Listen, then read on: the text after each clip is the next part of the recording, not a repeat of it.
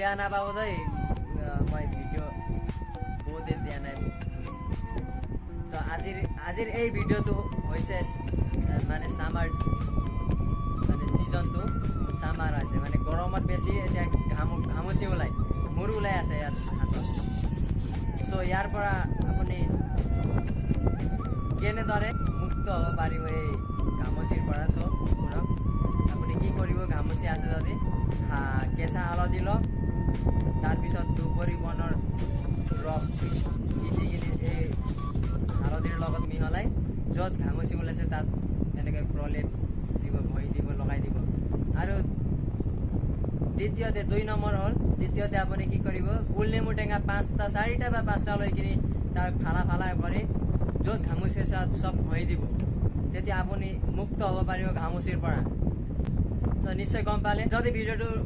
ভাল লাগিছে লাইক কৰক আৰু মোৰ চেনেল যদি সাবস্ক্ৰাইব কৰা নাই সাবস্ক্ৰাইব কৰক আজিলৈ বাই বাই